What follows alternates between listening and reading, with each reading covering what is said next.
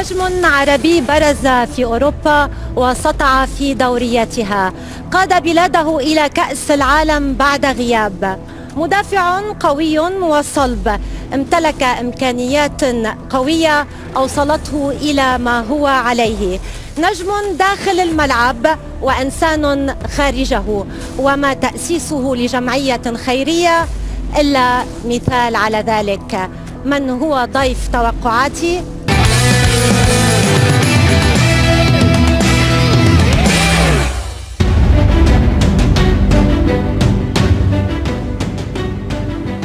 الكابيتانو مهدي بن عطية، نجم المنتخب المغربي وعديد الأندية الأوروبية. أهلا بك إلى برنامج توقعاتي. Merci beaucoup pour l'invitation, c'est un grand plaisir. مهدي، على أبواب مونديال قطر، لنعود قليلا إلى ذكريات مونديال روسيا 2018 وهدفك الذي أهل المغرب إلى كأس العالم، هل هو الهدف الأغلى في مسيرة مهدي بن عطية؟ Oui, honnêtement, j'en ai souvent parlé, ça a été le plus beau moment de ma carrière. C'est une chose que j'y tenais depuis des années et pouvoir qualifier mon pays, en plus en marquant dans ce match important, ça restera gravé à tout jamais. بعد الأداء المشرف لمنتخب المغرب في مونديال روسيا في مجموعة صعبة أمام البرتغال وإسبانيا وإيران، هل تعتبر أن المنتخب المغربي ظلم تحكيميا أم كان يحتاج قليلا من الحظ للتأهل من دور المجموعات؟ Non, je pense qu'on aurait dû faire beaucoup mieux dans le premier match contre l'Iran. C'était un match qui était à notre portée, qu'on a dominé, qu'on n'a pas su, malheureusement qu'on a perdu. Ensuite, concernant les deux gros derniers matchs contre le Portugal et l'Espagne, je pense qu'on a tout donné. L'arbitre, ça c'est clair, n'a pas été à la hauteur dans les deux matchs. Mais j'étais fier de voir une équipe qui a quand même, qui a rendu fier le peuple. Il y avait beaucoup de Marocains en Russie et tous sont repartis quand même avec beaucoup de frustration, mais quand même avec beaucoup de fierté de voir une équipe jouer aussi bien que la nôtre. هل مهدي بن عطية متفائل بأسود الأطلس في مونديال قطر؟ Oui, franchement, je compte sur eux. Je connais beaucoup cette équipe. J'ai joué avec pas mal d'entre eux. Ils ont une très très belle génération. Ils ont un super coach aussi qui vient d'arriver.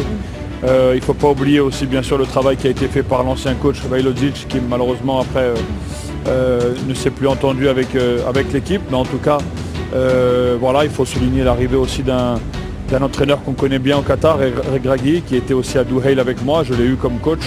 Et je sais qu'il va apporter beaucoup à cette équipe. Il a une très belle génération. Donc on va les suivre et on va être derrière eux.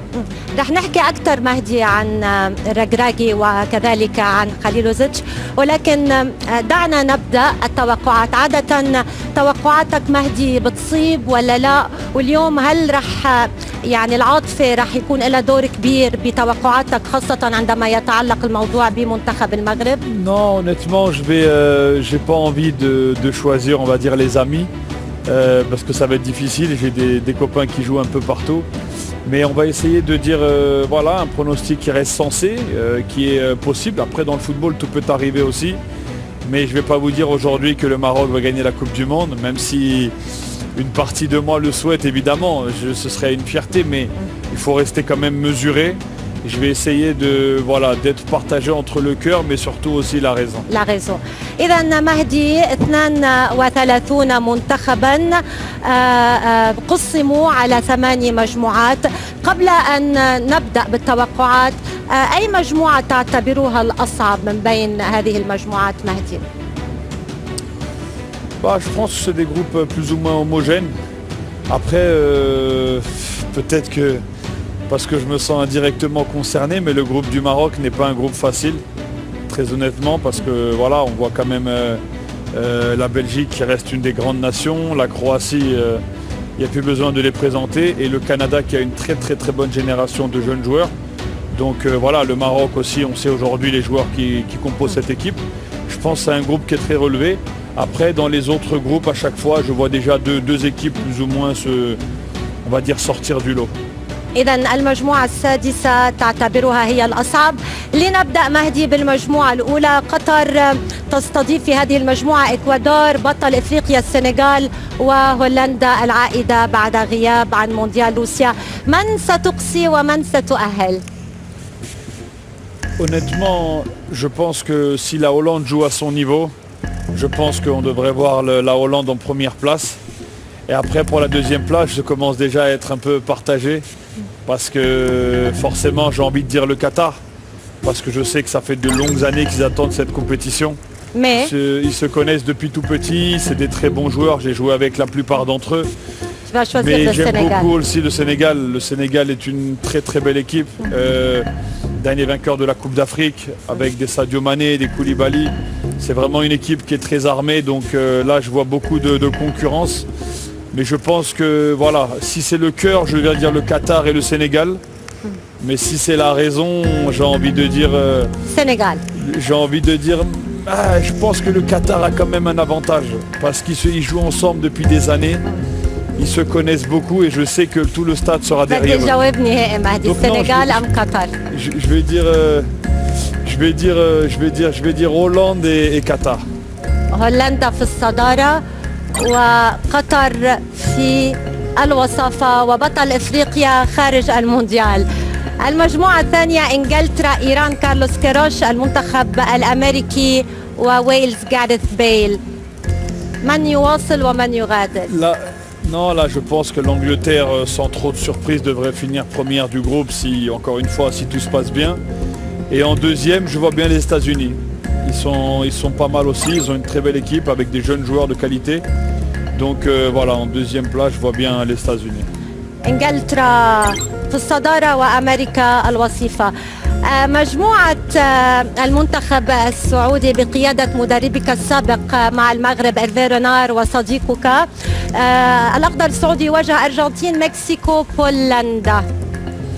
Là, c'est un groupe aussi qui est très difficile. Honnêtement, c'est un groupe qui est pas simple. Bien sûr, je pense que l'Argentine a les qualités pour se détacher du groupe. Et en deuxième, évidemment, je fais confiance au maestro, au professeur Hervé Renard pour mener à bien son équipe. Une équipe très forte, très disciplinée, qui a fait un très gros parcours avec, avec ce coach-là. Je le connais, c'est comme tu as dit, c'est un ami aujourd'hui. J'ai eu une chance de travailler avec lui. C'est quelqu'un qui est capable de transcender une équipe. The Fox. Donc oui, c'est vraiment, voilà, il est incroyable. Et même si le Mexique et la Pologne, attention, ça va être très difficile. Mais je pense que Hervé est capable de mener son équipe à la أرجنتين في qualification. الصدارة، المنتخب السعودي يتأهل كوصيف لهذه المجموعة. حاملة اللقب فرنسا تصطدم بأستراليا، دنمارك والمنتخب التونسي. أول هذه المجموعة وثاني هذه المجموعة. Écoute, malgré tout ce qui se passe aujourd'hui autour de la fédération française, beaucoup de problèmes, beaucoup de blessés, etc. Je pense quand même ودراما que les... بوجبا aussi. Voilà, mais bon, l'équipe de France a les ressources nécessaires pour aller très loin dans cette compétition. Et le deuxième, bien sûr, je vais dire la Tunisie. Un pays en plus, pays maghrébin, avec emmené sûrement par le capitaine Youssef Msakni, qui est un joueur que je connais, que j'ai fréquenté. Donc je le vois bien se qualifier aussi. أول هذه المجموعة فرنسا، ثاني هذه المجموعة تونس، صحيح؟ تونس. المجموعة الخامسة إسبانيا، كوستاريكا، ألمانيا واليابان. بطبيعة الحال Voilà, je إسبانيا pense que وألمانيا. logiquement, on va dire l'Espagne et l'Allemagne. Normalement, ils vont survoler ce groupe. من في الصدارة؟ Je vais dire l'Espagne. L'Espagne en première place et les Allemands en second. ألمانيا في الوصافة. مجموعة بلجيكا، كندا، المغرب والمنتخب الكرواتي. Là, c'est compliqué, mais honnêtement, je pense que la Croatie, malgré que c'est une très belle équipe, je pense qu'ils sont quand même très vieillissants. Ils ont perdu beaucoup de joueurs par rapport à leur dernière grande génération. Même Modric ne sera plus forcément le même joueur aussi qu'il était il y a 3-4 ans. Donc c'est logique. J'ai envie de dire la Belgique. بلجيكا في Belgique en numéro الصدارة 1 والمغرب في et الوصافة. le Maroc en deuxième, bien المغرب في sûr. الوصافة. الآن المنتخب البرازيلي، صربيا، سويسرا والكاميرون. Bah honnêtement en première place je vois directement le Brésil. Ils ont une génération Brésil. incroyable. Ils vont avoir à cœur de la gagner. C'est peut-être la dernière Coupe du Monde pour un joueur comme Neymar aussi. Donc ça va être important pour lui. Et en deuxième, j'aimerais bien le Cameroun. C'est une équipe qui est solide.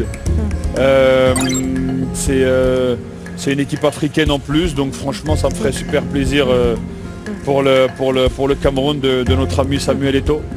Je serais content pour eux, oui.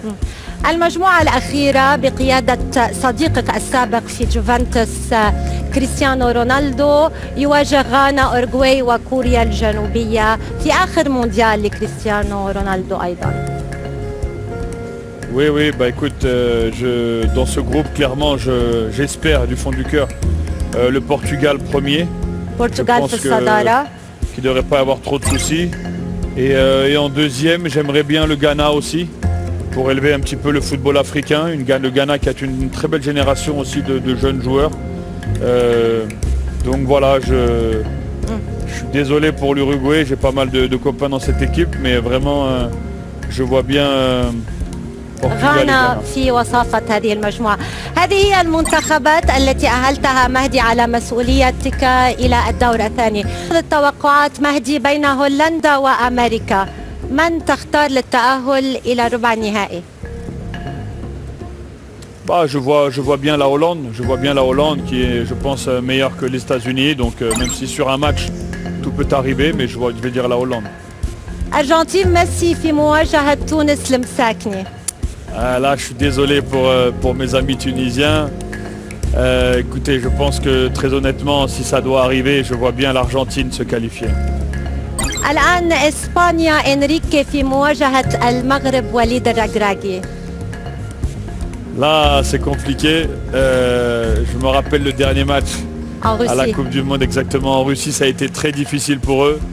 Je pense que si on a ce scénario, moi personnellement, je signe tout de suite pour sortir, même si je sors contre l'Espagne. À ce moment-là de la Coupe du Monde, ça aurait été un beau parcours, ça aurait été une fierté. Mais comme je dis, si je choisis le cœur, je vais dire le Maroc.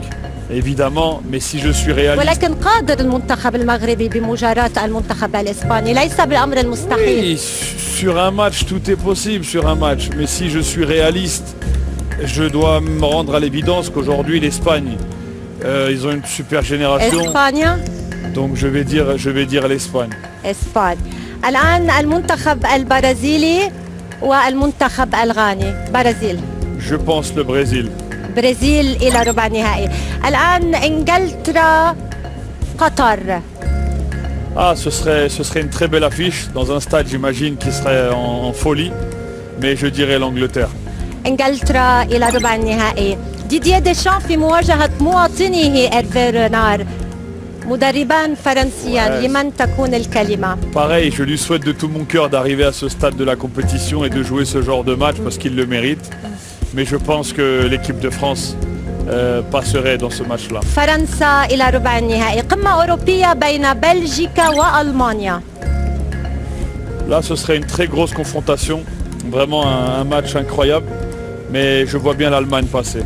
ألمانيا إلى ربع النهائي. الآن برتغال وغانا. Le Portugal. كاميرون. Le Portugal. Portugal. Ouais, bien sûr. برتغال إلى ربع النهائي. توقعات مهدي الآن هولندا في مواجهة الأرجنتين. Ça, ce serait une superbe affiche et je pense que l'Argentine se qualifierait. أرجنتين إلى مربع الكبار. إسبانيا البرازيل.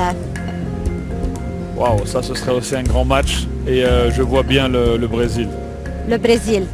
البرازيل إلى نصف النهائي لمواجهة العدو اللدود الأرجنتين. فرنسا إنجلترا. France-Angleterre, je pense que la France aura plus de chances de se qualifier. فرنسا. Ouais. فرنسا إلى نصف النهائي. الآن البرتغال وألمانيا. Ah, là ce serait aussi un gros match.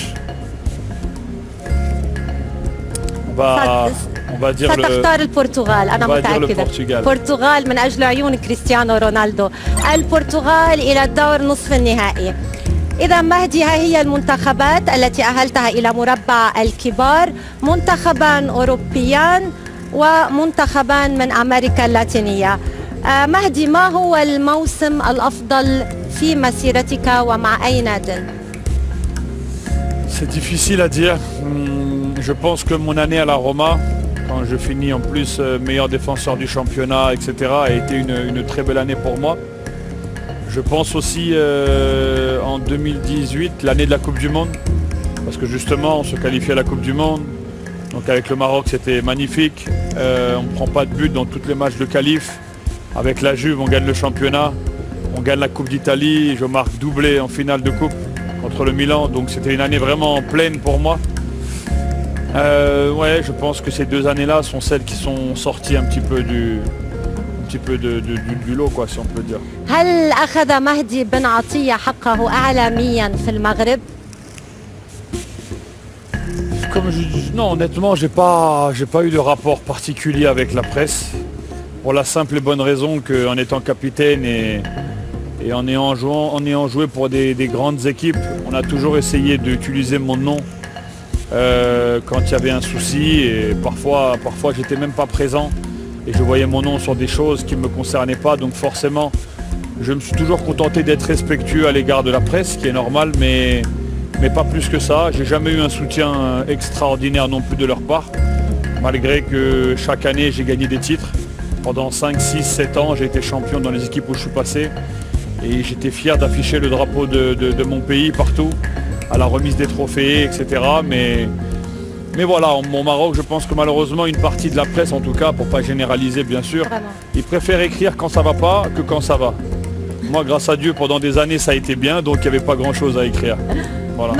من هو خليفتك في المنتخب المغربي أو مغربيا؟ Aujourd'hui, je pense que le capitaine qui est Romain Saiss est un très très bon joueur. Il fait très très bien son travail, que ce soit dans le groupe, avec les joueurs ou sur le terrain. Après, bien sûr, il a 32 ans aujourd'hui. Je pense que c'est sa dernière Coupe du Monde.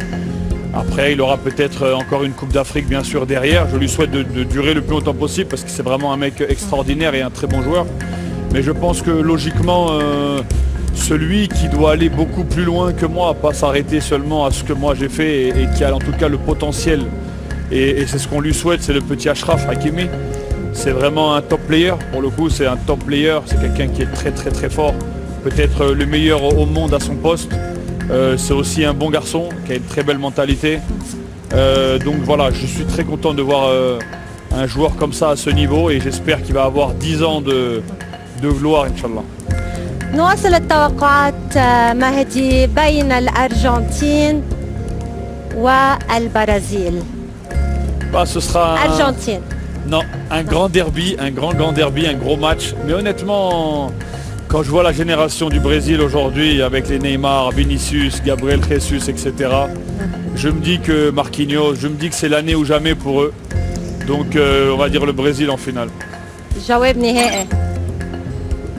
خلص جواب نهائي. Voilà. أعطوه شوية وقت يفكر. الآن فرنسا والبرتغال.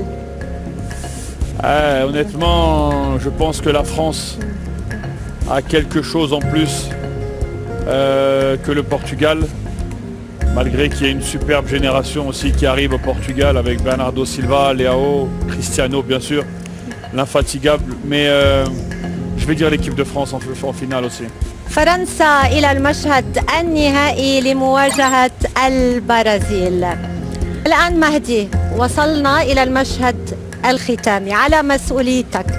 هل سنسمع صياح الديوك هنا في قطر أم The Last Dance رح تكون رقصة السامبا البرازيلية؟ Moi, dans cette grande affiche, je verrai le Brésil champion du monde. لماذا؟